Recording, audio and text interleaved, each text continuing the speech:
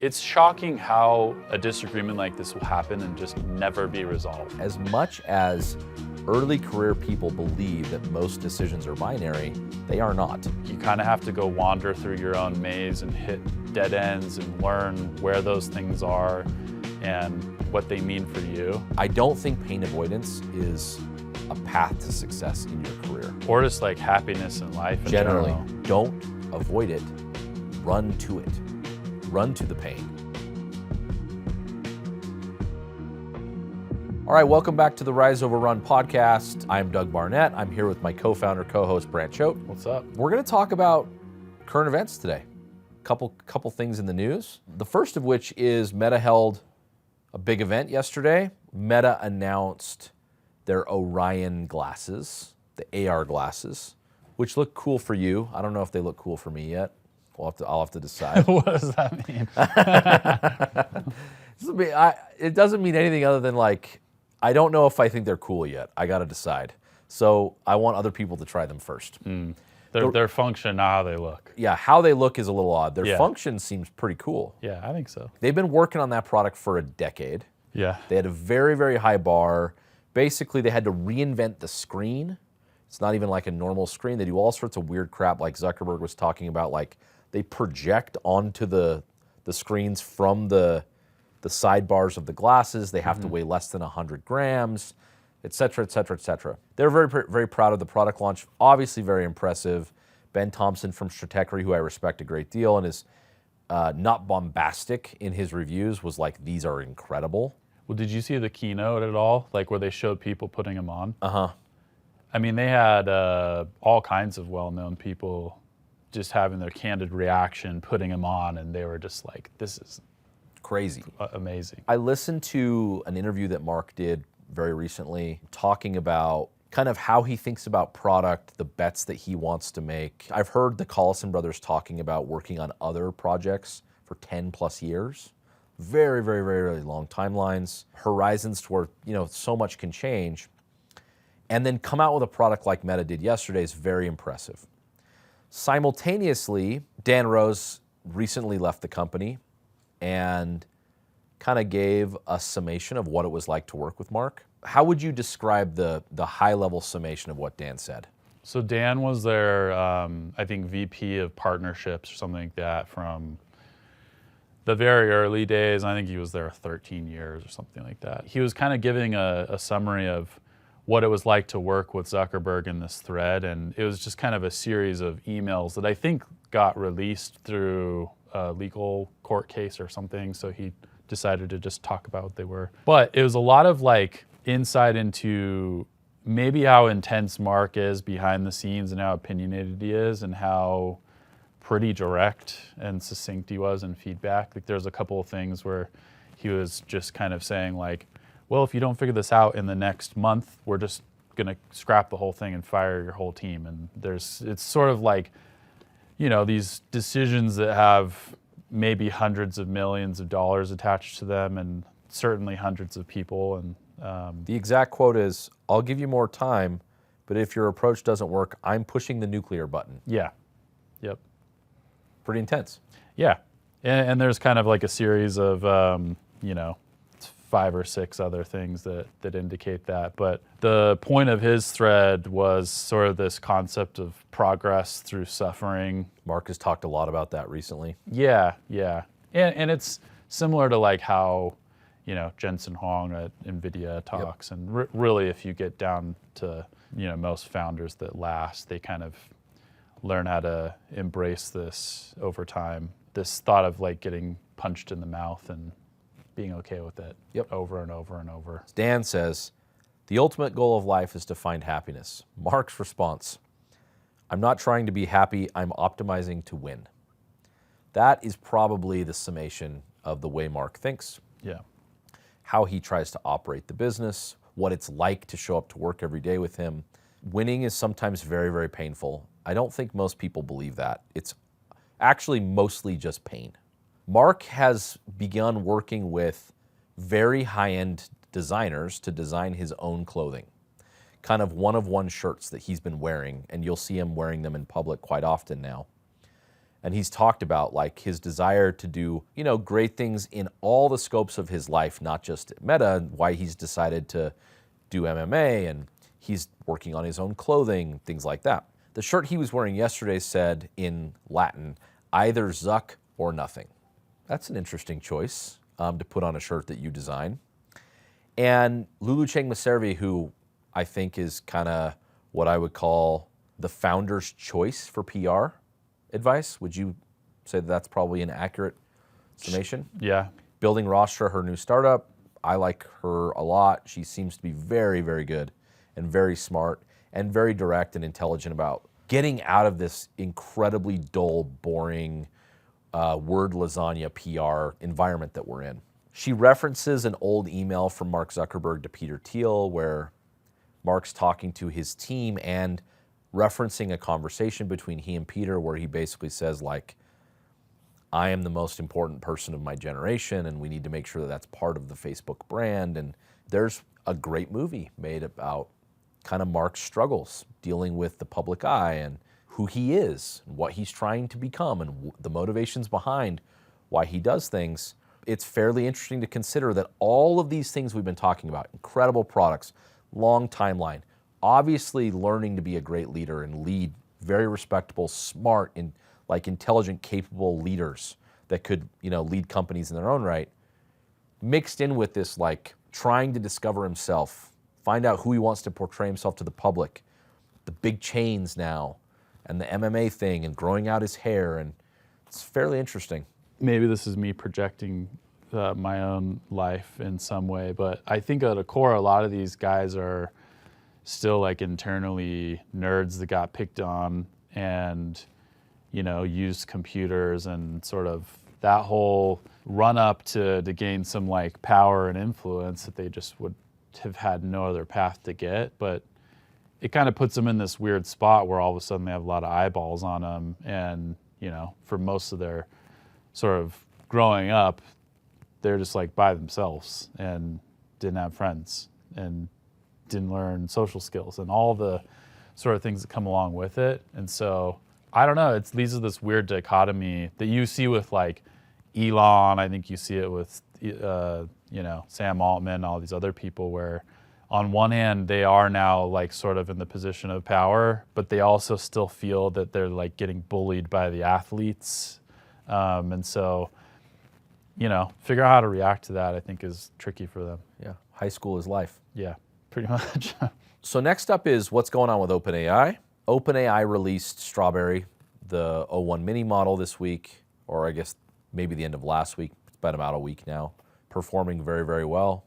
They released Voice broadly in the app that seems to be much, much, much faster than anything that's ever come before it, both in the LLM world as well as Siri, Alexa, Cortana, all the different voice assistants. And they are estimated to be at 200 million MAUs, monthly active users, which is crazy. 5 billion in revenue, expected to grow 100% year over year, rumored to be raising at $150 billion valuation, which on a forward-looking 10 billion of revenues, 15 times. It's not crazy. Yeah. Probably so far out in front now, they're going to be nearly impossible to displace through a consumer's mind as it relates to AI. Yeah. It's very, very difficult. Even if you look at Meta, who's probably in second place, and Google, who's probably in third place, they are way out in front. Yeah. Simultaneous to that, you've got Joe Rogan talking about the fact that Sam's rolling up in a Koenigsegg $4 million car. And exactly what you just talked about, the nerds, do the jocks think I'm cool? Even just the video of him gazing out the window with, the window is so tall you can barely see out the side of the window. And it's kind of oh, this is the nerd trying to be cool a little bit. Yeah. Compensating.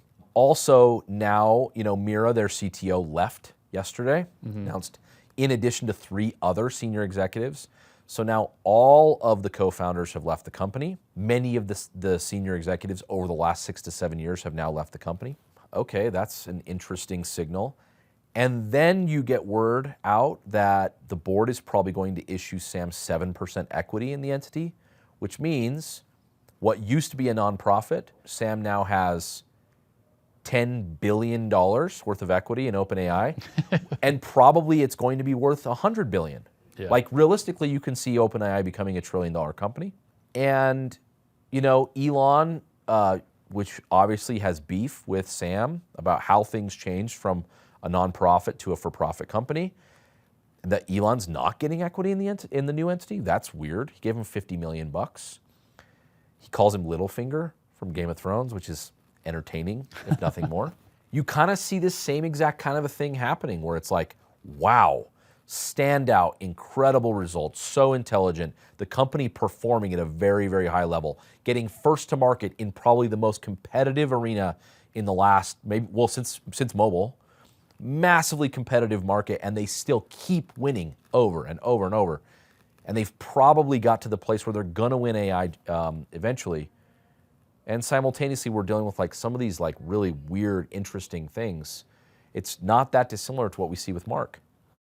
Yeah, I think the difference is it's just like, I mean, if you go read the history of Facebook, there's way more, I don't know, salacious and kind of newsworthy things that went down, but the company started in 2004 and they didn't have social media and the same news coverage kind of attached to it at the time. I have a take on, what I think is going on with... What do you think? Everyone leaving.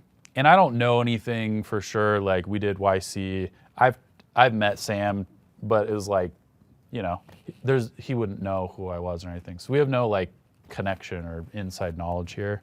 The whole conversation around AGI and taking over and like more or less justifying the value that they're trying to grow into, I don't think they have a direct path to. And I think that all of those people leaving are sort of indicative of that truth.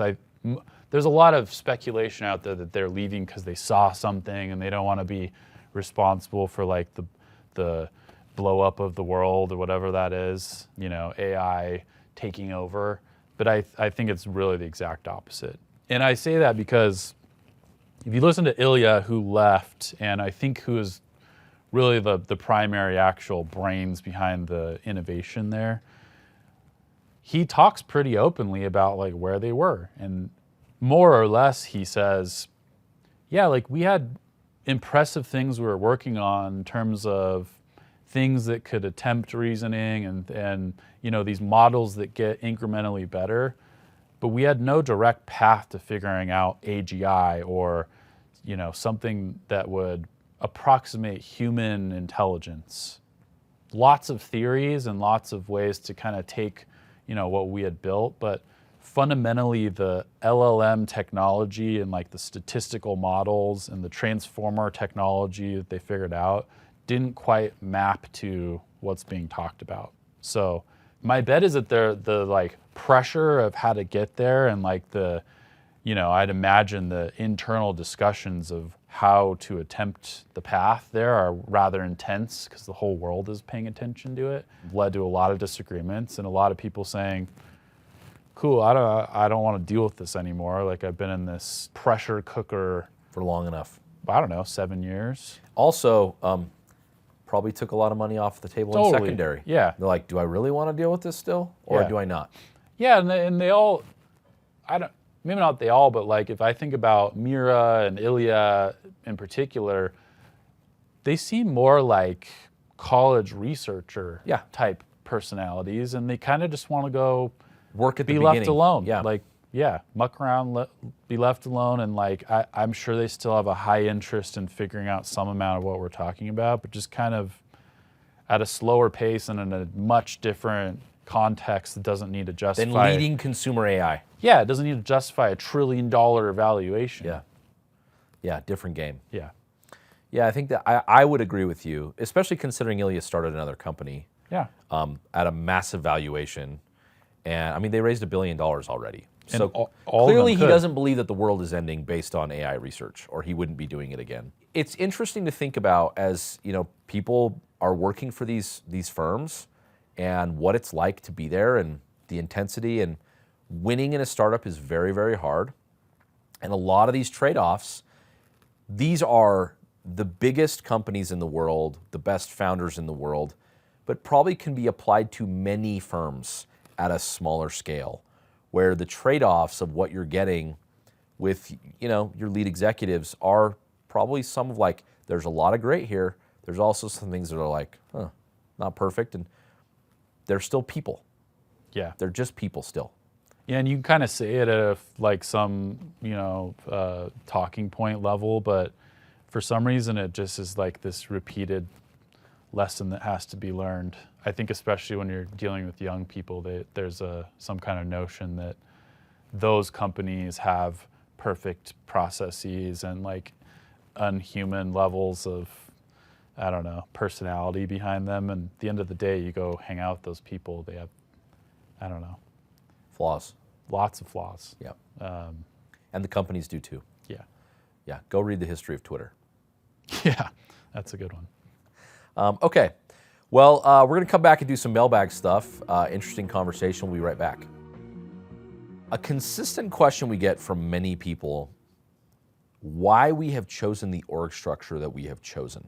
I don't think it's that different and not very controversial, but just walking through why we made the decision that we made to do what we decided to do is an interesting one. There's like the adage, you ship your org structure in product. And one of the things that tends to happen over time with product design engineering, and you can say data as part of this, is that if you're not careful, these different organizations start to have like warring factions with each other. And the things that engineers care about by default are typically not perfectly aligned with designers, and certainly PMs tend to add a different way of looking at all of this. And there's going to be arguments. And the way we've structured this here is all four of those departments roll up to me as the CTO. So in the context of having disagreements, I am the tiebreaker. And I think that's important because if you have something like a CPO and a CTO, well, who's the tiebreaker in that case? It sometimes can be the CEO, and I think that tends to happen sometimes, but I think the way that it really plays out in reality, if you have, those two, is that they kind of just have these weird stalemates with each other all the time. Well, the challenge is if the CEO is the one who's making the actual ultimate decision, and they're non-technical like me. Yeah. Here's the trump card the CTO plays. This is a terrible engineering decision, and you have no way to combat it. Yeah. In our case, I've done all of these jobs at the ground level and have a good sense of, how to balance who wins in any given argument. And so it was important to me that we structure things that way. And one of these arguments happens, almost every day at this point, and we're still a tiny company. And it's shocking how many times, and especially the larger you get, a disagreement like this will happen and just never be resolved. And so you'll have some things that you want to do, and back to if you're non-technical, you'll kind of be looking at it and think, why are we moving so slow? Why can't we get a color changed in the app? And it's kind of comes down to this type of stuff in the aggregate, just layered on top of each other. And so it's really important to me that we solve those things and we get resolution, and we don't just let them sit.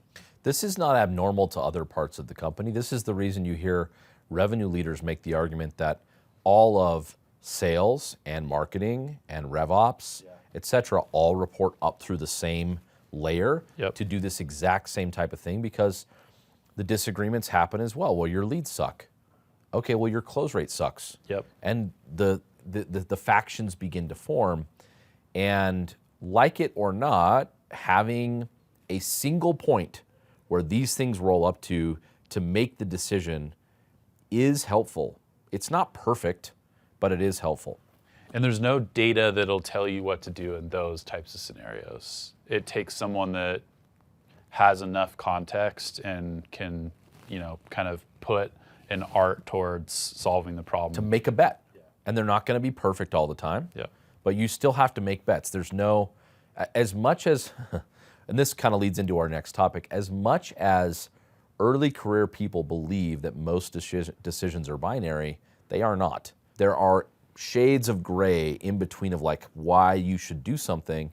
So having clarity at the top, an org structure that's going to deliver clarity is very, very helpful. We get this question a lot, both from people looking for jobs as well as people in our own company, which is like, how do I prepare or maneuver in my career in such a way where I can, here's my plan to success. Give me the checklist of things I need to do. Yeah, it's like, I would like a map, please, Yeah. and I will follow the road exactly where I need to go. Mm-hmm. Why is that not reality? I think it presupposes that like a whole bunch of things. One is that we know where the business is going perfectly, which is never the case. Like if you think about the fact that, we've decided to take the strategy we did versus where we thought it was going to be 9 months earlier, even the type of people that I care about hiring changes as a result of that. And thus the values that I want them to espouse and be good at are different. And then I think it also makes this kind of assumption that a career is a set of like, that it's like a linear progression, and it's just not. And when we sit back and like look at our careers, it's instead of like a perfect line from point A to point B or like up and to the right or however you want to talk about it, it's sort of this winding mess of ups and downs. And maybe the maze analogy is probably like a better one here. Like you kind of have to go wander through your own maze and hit dead ends and learn where those things are and what they mean for you. And maybe at some point you kind of get to the other side, but it's even like unique to each person. It's what makes like giving generalized advice really hard, because the way that I did it and the way you did it is probably not even like something you could go replicate. Yep. It's just so dependent on how our lives went and us reacting to them in the best way possible. So Yep.